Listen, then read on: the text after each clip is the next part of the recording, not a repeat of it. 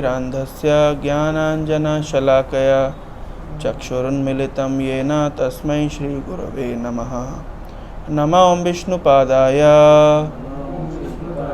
कृष्णपृष्ठाय भूतले श्रीमते भक्तिवेदान्त स्वामिन् इति नामिने। नमस्ते सारस्वते देवे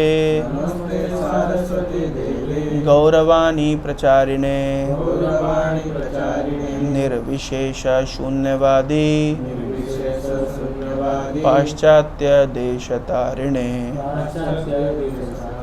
जय श्री कृष्ण चैतन्य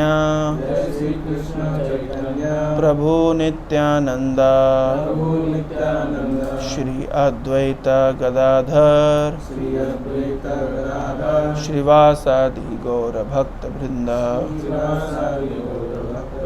हरे Krishna Krishna Krishna Hare Hare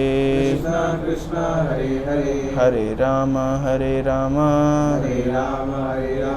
Ram Ram Hare Hare. Hare Krishna. So in last session we discussed what we discussed? How senses get purified. Senses get purified by engaging in devotional service. And devotional service itself means to engage our senses in the service of the Supreme Lord. So now today we'll discuss that we call it surrender. Have you heard this word? Surrender. What do you mean by surrender? Samarpan, surrender, Sharnagat hona. So surrender, do you think surrender is a very positive word or a negative word? It depends upon whom we surrender. Say for example, say when Pakistani army, they were defeated by Indian army, Indian defense. So what they did? They are more than 50,000 soldiers. They surrendered. That word is also called surrender. But that surrender and surrender to Krishna, is it same or is it different? Different. Why? If somebody has surrendered to someone, so then what the other person do? If someone has surrendered to the enemy, so they put them in captivity. Then what more? They torture them. At last death will happen. And at last they can kill them. In China, when if somebody is captivated, what they do? So Chinese people are really Chinese. What they do, if somebody is in their jail, so how should they torture? That is another thing. Now they take away the organs of that person and sell off the organ. If you are in Chinese jail, they will take your kidney and sell it off. Because ultimately they don't want you to survive. Because if you will survive in their jail, so they will feed you. So that is their expenditure. So why to maintain? Instead, why not sell your body organs and earn money? So that means surrender in material terms is a very negative thing. In material world, surrender is very negative. Because to whom one surrender, that person exploits the surrendered person. Is it not? That is a general tendency. If you have surrendered to someone, so they will take misadvantage of your surrender. They will exploit you. Yes or no? That is fact. Of course, this is not true with the past kings. So, for example, India had that culture. Pakistani surrendered, but Indian soldiers never misbehaved with even single Pakistani soldier. That means they have that culture, they have that integrity, that they have that sort of higher values. But otherwise we see in different countries, surrender means that somebody is surrendered to another person, so they take misadvantage of it. That is That is their lack of values, you can say. So in material world, because Indian have that spiritual culture, very rich values, so we have the different understanding. But otherwise, in material world, surrender is considered to be a very negative term. Okay. Now surrender is also understood to be, this is from one side, that if you have surrendered to someone, he is taking misadvantage of yourself. He is exploiting you. Like Chinese are exploiting those who have surrendered to their forces. That is one example. In material realm, material understanding, surrender is also equivalent to defeat. Yes or no? That's for true. You will surrender only when you will accept defeat. That means surrender is ultimately a negative sense, because negative term, because ultimately you are being defeated by someone, and defeat is considered to be a negative thing. So material world, you can note at this point, material world, surrender means defeat, surrender means exploitation.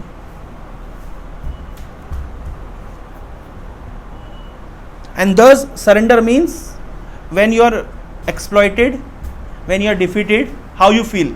Very jubilant, very happy, very enthusiastic, very blissful.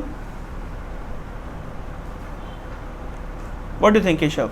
If you are surrendered because of defeat and they are exploiting you, will you be happy or will you be morose? Will you be happy, satisfied, blissful, or you will be sad, morose? Morose? That means the consequence of surrender in the material world is, the result is defeat, negative, at the end sad, unhappiness. That means surrender in material world means defeat, it means exploitation, it means unhappiness. Is it understandable? In material world, surrender leads to unhappiness. But in spiritual world, spiritual understanding, surrender is very positive word. In fact, one who is not surrendered is considered to be defeated. If one is not surrendered to Krishna, if one is not surrendered to spiritual master, he is considered to be defeated in his life. Can you understand the difference, contrast? Today we are discussing surrender in material world versus surrender in spiritual realm. In material realm, surrender means unhappiness. It brings unhappiness. It is because of defeat. And the other party exploits. But in the spiritual realm, surrender means it's good, it's positive, and the result is happiness. And therefore Krishna is saying in Bhagavad Gita, surrender unto me. Sarva dharman pratyajya mam ekam sharanam braja. Have you heard this verse? 18.66. Note it down. 18.66. What is the shloka? Do you remember this verse?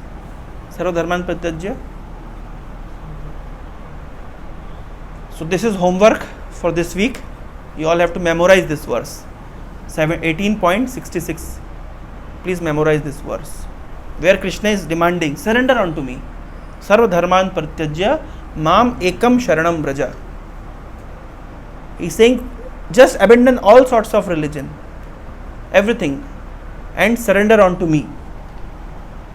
Aham tvam sarva papebhyo mokshishyami. I will relieve you from all your sinful reactions. Ma shucha, do not fear. So Krishna is giving assurance, protection. And when Krishna is giving protection, giving assurance that I will protect you in all circumstances, just surrender unto me, then a living entity becomes happy. Why? Because Krishna is giving all assurance that you simply surrender unto me, I will take care of you in all respects. Do not fear. There is nothing to fear. That means another, you can make this contrast. Make one line, one side write surrender in material world, and another line surrender in spiritual world. So surrender in material world means defeat. Write the point, defeat. And surrender in spiritual world means winning. One who has surrendered in spiritual world means he has won the battle. Surrender in material world means exploitation.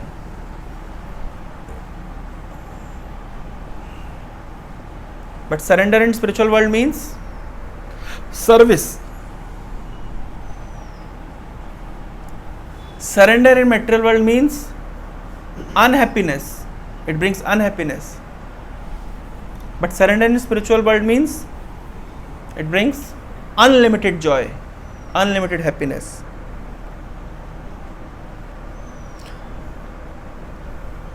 Say you have surrendered, like say for example, Indian army has surrendered to Pakistani army. So vice versa. I'll take this example. Or say Chinese army. And some Chinese officials have captivated Indian officials, Indian soldiers. Now tell me, Indian soldiers will be in fear or not? Yes. Why? Because they will torture, anytime they can kill them. So they will in fear. That means the result of surrender in material world means it brings fear. And in spiritual world, there is a term called abhaya. Acha, what is the opposite of fear? Huh? Bravery?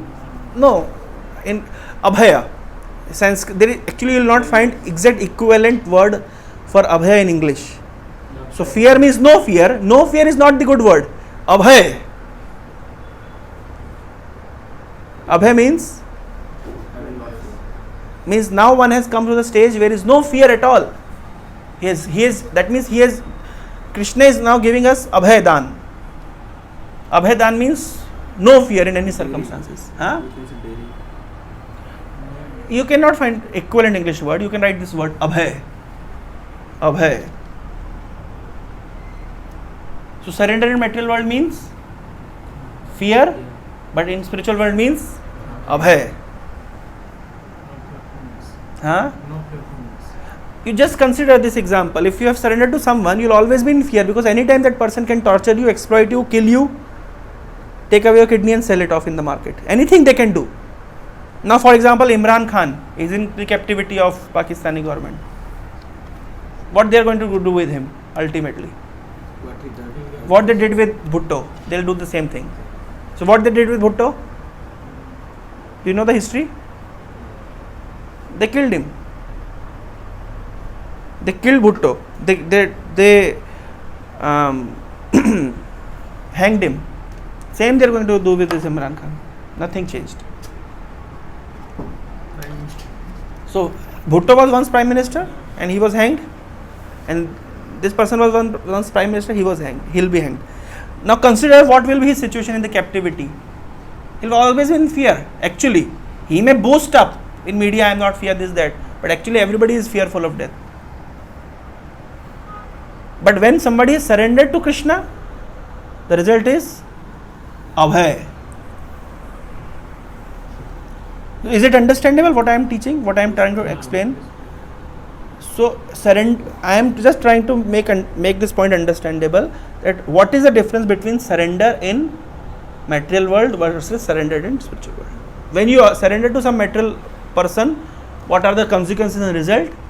And when you surrender to Krishna and Krishna's representative, what is the result? Okay. Now there is one word called Das. Have you heard this word? Das. Tukaram Das. So Das, is it a very positive word or a negative word? In spiritual world it is. Yeah. In spiritual realm it is positive, but in material sense it is negative. Das. What is the English equivalent of Das? Slave. Now you must have heard this word, slavery. From Africa, slaves were taken to Europe and America. From India to also. From India to, they took it to Mauritius and other countries. So slavery was a very bad thing. That means slavery means now they can do anything because they have purchased you. They can do anything. They can do anything with your body. Anything. They can slap you. They can cut off your limbs. They can engage you in any sort of work without even giving food and water. And even if you die, they do not care for it. And the law was like that.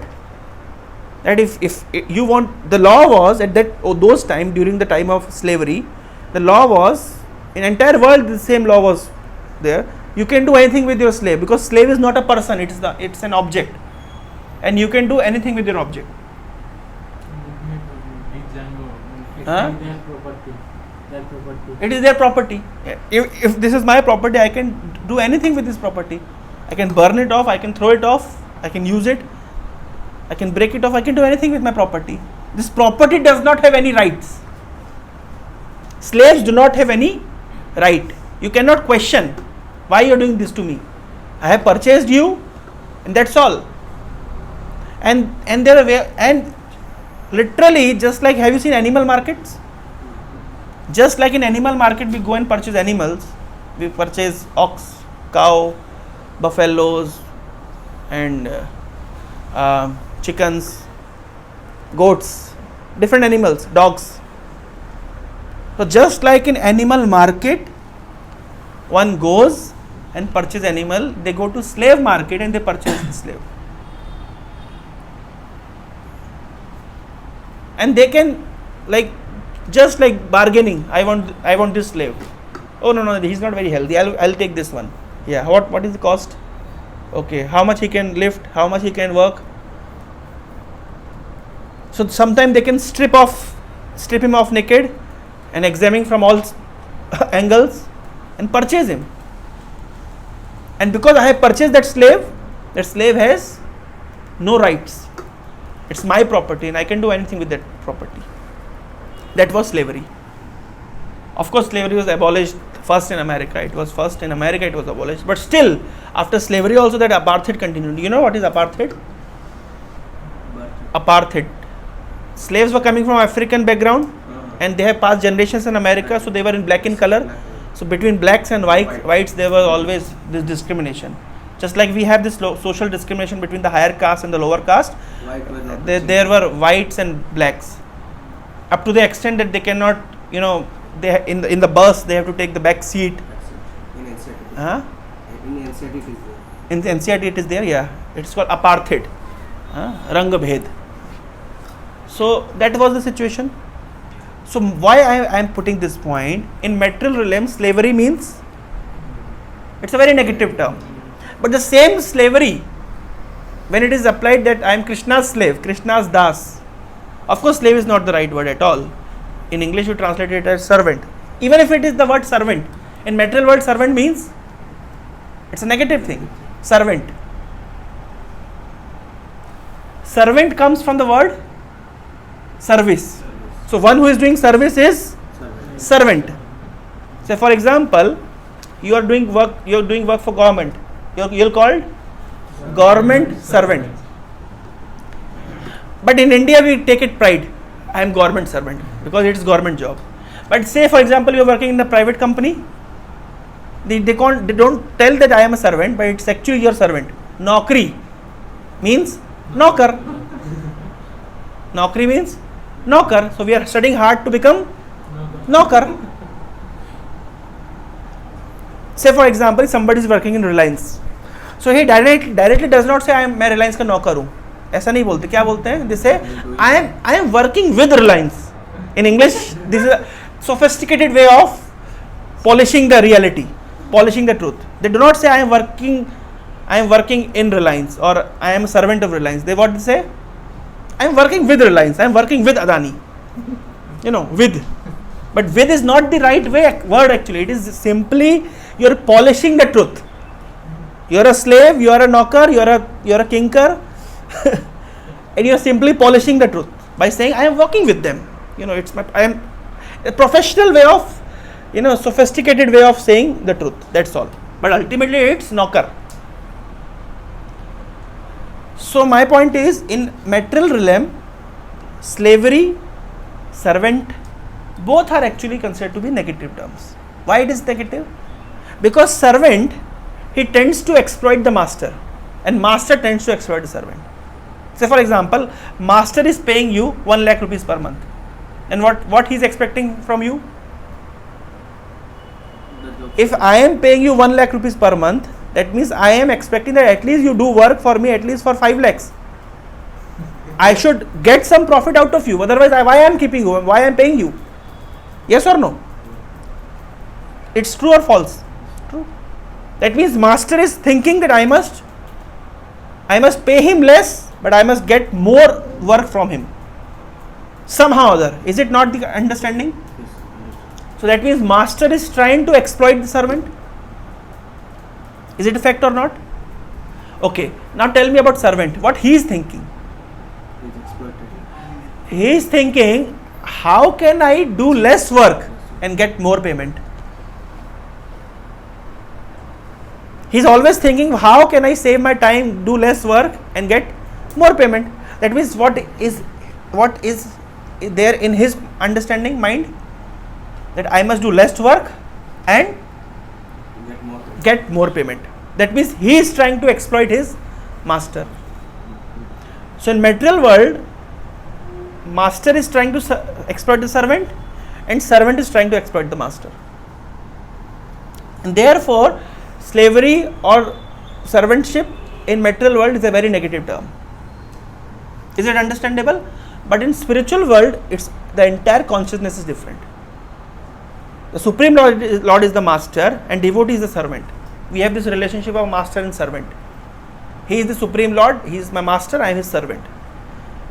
What the servant is thinking? How can I please my Lord more and more? And what master is thinking?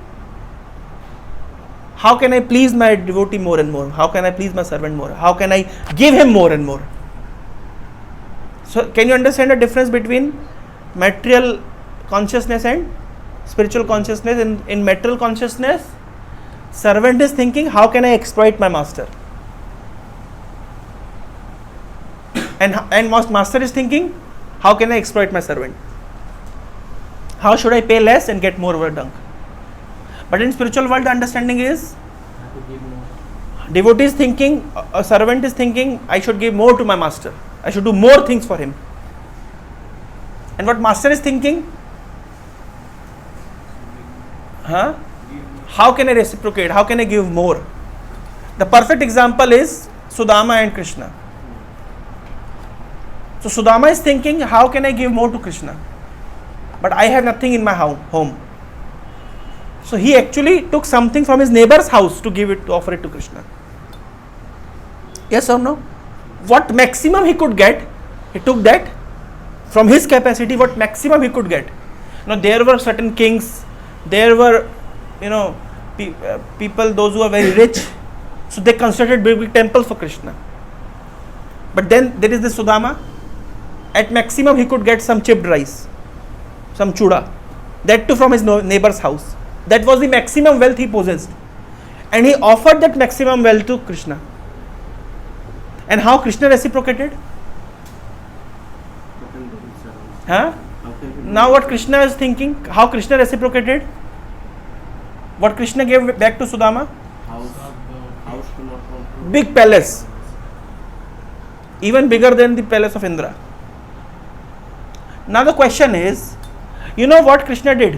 When Sudama went to Krishna, he offered the chipped rice. He was actually not offering because he was feeling shy to offer. But Krishna snatched it. And Krishna ate it. And then Krishna, just in front of Sudama, he could not offer him gift. And Krishna took care of Sudama very nicely, and Sudama went away. And Sudama was thinking that why Krishna did not offer me anything. Anyway, it's good. Krishna doesn't want me to get distracted. If I'll get material opulence, I'll forget Krishna. So in front of Sudama, Krishna did not give him anything, but he gave him in the back. That means when Sudama reached back to his home, he could find there is a big palace. Now the question comes, why Krishna could not give Sudama in front? Why could not ये लो भाई car की चाबी, ऐसे दे सकते थे ना, ये लो मकान की चाबी, तुम्हारा मकान बन गया है, ये लो मकान के पेपर, बोल सकते थे. Krishna could have said like that. Why Krishna did not offer Sudama anything from front? That is my question. Huh? He will be more surprised. Because Sudama will be surprised. Not in front. If He'll become greedy. He'll think, okay, give me more. no, after coming from the palace, when he will reach at home. and- Krishna wanted to give surprise. Okay, Krishna wanted to give surprise. Okay. Huh? What ahankar? Sudama is very pure. He can never be touched by He ahankar. will deny like that. Krishna will say, he may deny. No, I don't want. Yeah, okay, fine. So one reason is Krishna want him to become surprised. Another reason is he may deny. But the acharyas write a very different reason. And you will be amazed to find what reason why Krishna couldn't give him in front. You want to know the reason? Very amazing reason. You'll be amazed to see. This particular instance will make you understand how grateful Krishna becomes when someone offers him something. This is how you'll get to know about the nature of the Lord. And this point that I am saying, that in the spiritual realm, master wants to serve his servant more than a servant can expect. That understanding will come from this particular instance. What Krishna was thinking? Krishna was thinking that Sudama gave me something that does not belong to him. Yes or no? What Krishna was thinking? He gave me that thing. What Krishna was thinking? Sudama gave me something that does not belong to him. So I should also give him something that does not belong to me. Krishna says in Bhagavad Gita 4th chapter, Ye yathamam prapadyante tan sate bhajamiyam. Whoever comes to me in whichever way, I reciprocate accordingly. So if Sudama is coming and offering me something that does not belong to me, so I should offer him something that does not belong to me. But everything is Krishna's. But everything is Krishna's, so Krishna is in dilemma. Everything is Krishna's. Isha Vasyam Idam Sarvam. Everything is in Krishna's. Every property belongs to Krishna. Everything belongs to Krishna. So what Krishna can give to Sudama? Nothing. There is nothing that Krishna can offer to Sudama. And therefore Krishna was very shy that Sudama has given me something which does not belong to him. So I should also give him something that does not belong to me, but everything belongs to me, unfortunately. So how can I reciprocate with Sudama's love? Sudama is such an exalted person, and I am so inferior that I cannot give him something according to what he has given to me. And therefore Krishna was feeling shy. Krishna was feeling shameful actually. And therefore Krishna could not offer Sudama anything from front. That shows that how the master in the spiritual world reciprocates. That is the nature of Krishna. Makes sense? So this is the understanding that in spiritual world, in the material world, master thinks, how can I exploit? And the spiritual realm, master thinks, how can I reciprocate? Even Krishna has given him the entire palace, bigger than that of Indra. But at the same time, now Krishna is thinking, I could not reciprocate according to what Sudama has done for me. He becomes so grateful. And that is the nature of the Supreme Lord. So this is the difference between servant-master relationship in spiritual world versus servant-master relationship in material world. And therefore, one who becomes servant in the spiritual world, one who becomes slave in the spiritual world, he has actually gained everything. But one who has become servant or slave in the material world, he has actually lost everything. When the army lost everything, they surrendered to the superior army. So in material world means surrender means everything is lost. Write it down. Everything is lost. But in the spiritual world, surrender means everything is gained.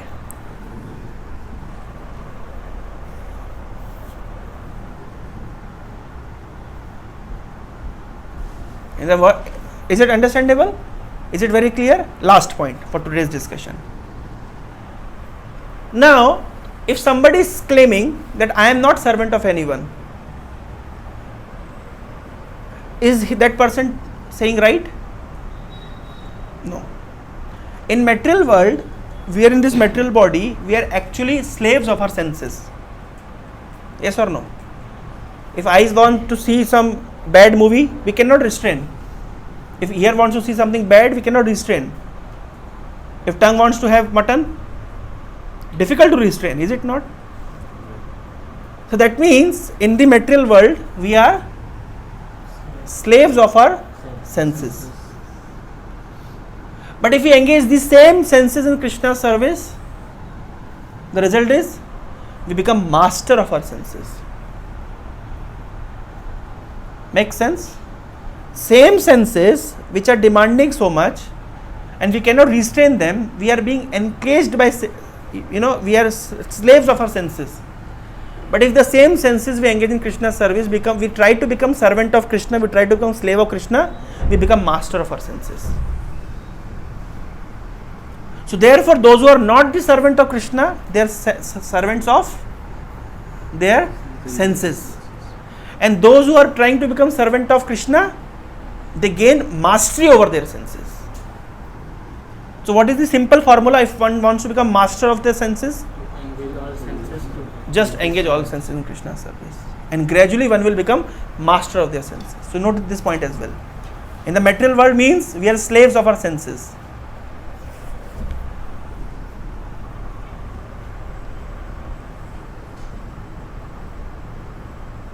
In the spiritual world means if we try to engage senses in Krishna's service, we gain mastery over our senses.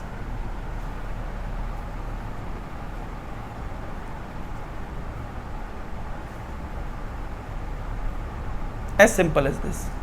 So what is the simple formula to become master of our senses? to Engage engage all our senses. all our senses in Krishna's service. And what is this word? Becoming servant of the senses. This word is called Godas. What is called? Godas. Go means cow, ko means senses. And go means dharti. Go have many meaning, but here go means senses. So serving senses means becoming servant of senses means Godas. And becoming master of senses means Goswami. Master of senses, one who has gained mastery over their senses. That's a title. It's a title. Title actually means that one must have this. In ISKCON, we have sannyasis. We call them Goswamis. We give them the title. Sannyasi is supposed to be the master of the senses. Okay. Sannyasi is supposed to be the master of the senses, who has mastered over his senses. Therefore, the title is Goswami or Swami. Any Swami means, if in ISKCON we give this title, Haldar Swami, Gaur Govind Swami, Tamal Krishna Goswami, Gopal Krishna Goswami. Swami means? From Das how to become Swami? Huh? From Das. From Das. Here Das means servant of the Lord, but actually we are servant of the senses also. But when we have mastered over our senses by engaging our body in senses in Krishna's service, then one gains the title of Goswami. Goswami means it's not just a title. It is the understanding that one has gained mastery over the senses. And that is our goal, to become Goswami. That means to become master of the senses. Presently we are Godas, the servant of our senses. So you are also not. Eh? You are also not. Actually, title is not important here. Title is just for understanding. In ISKCON, we give sannyasis title Goswami or Swami. Okay. That does not mean that ISKCON devotees are not, they are all Godas. No. Here Das means I am Tukaram Das. I am servant of Sant Tukaram. I am trying to become servant of Sant Tukaram. But of course, I also know that my senses at the present moment are not completely pure. But if I'll make my senses completely pure, even if I do not have this title sannyasi or swami, but that does not mean I am not swami. If I'll make my senses engaged in Krishna service and I'll purify my senses, so even if there is somebody is not officially named as Goswami, that does not mean. Now there are people those who have surname Goswami, but they are drinking beer. There is one my friend, he was Goswami. His name is Goswami, and he was breaking all regulated principles. So name does not suggest anything. But I am just telling the meaning of the word. Goswami means one who has mastered over senses, and Godas means one who is servant of senses. So spiritual world means, material world means he is the servant of senses. Spiritual world means he has mastered over his senses. And the easiest way to master over senses is engage them in Krishna's service. Hare Krishna, Krishna Krishna, Hare Hare, Hare Ram, Ram Ram, Hare Hare. Is the presentation clear? Any questions? Prabhuji, for living, we have to work in a private sector or in a government sector. So Yeah, of course. ultimately we're becoming servant. We are becoming, by nature we are servant. So okay, we then we have to. do that. Yeah, that's true. We have to do that. So at least what we can do is, we can continue our government sector or private sector job. At the same time, we should engage our senses in Krishna's service. So at least we'll gain mastery over our senses. Here I am just giving the understanding that servant means knocker. So we to make some living, to make some earning, we have to do that. There is no doubt about it. That's very natural. But only do that and do nothing to gain mastery over senses. Now there are people, they are workaholics. You know, workaholic. Whenever you tell them chant Hare Krishna, I don't have time. I have my assignments. I have work pressure. I'm working so hard for my company. And what company is giving you at the end? A kick. So yeah, you may work for your company if you have say 6 hours, 10 hours, whatever. But giving entire life for the company, is it worth? This life is meant to serve Krishna. You're simply serving company, that's all. So therefore our understanding is, okay, for making a living you do work, but you just do not get absorbed in the work so much that you forget the main purpose of your human life. The main purpose of human life is to become servant of Krishna and not servant of a company. Main purpose of human life is what? Not to remain servant of the company, but to become servant of Krishna. Purpose of human life is not remain Godas, it's to become Goswami at some point. But from when you will start? The training begins from now. Is it not? Yeah. So of course I am not condemning that you must not work. That is not at all an intention, and that is not practical as well.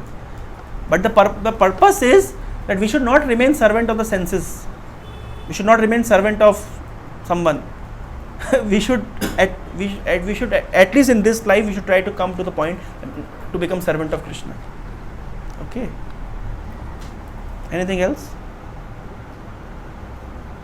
Could you please clear 2 to 3 questions of the Kerala story? 2 to 3 questions of Kerala story. 2 to 3 questions of Kerala story. Like, your God is helpless. Like, Lord Shiva. So should I take it today or should I take it later? Maybe next session I can take. You have seen Kerala story? Oh, all went. I don't know. In mobile. In mobile movie came. Like pirated. Oh, pirated. So anyway, we can go and watch sometime. When we can go? Today evening, tomorrow sometime. We'll cook some popcorn here. We'll go to and we'll have our own prasadam popcorn. Prabhu, they will not allow. What? In cinema hall outside. This they will allow. Anything we can do there. We say we do not eat outside. We have our prasadam popcorns. And in chanting, like, In chanting we can keep chanting mala and we can keep popcorn, prasadam popcorn. They'll allow Hare Krishnas. During Kashmiri Fest when it came, in Hyderabad, they don't put any poster also, like that. They don't want to promote people. Yeah, of course, that's true. In Bengal also they have banned the movie. Anyway, but still we can go and watch it out. So let's plan, okay? Hare Krishna, Krishna Krishna, Hare Hare, Hare Ram, Ram Ram, Hare Hare. Srila Prabhupada ki jai.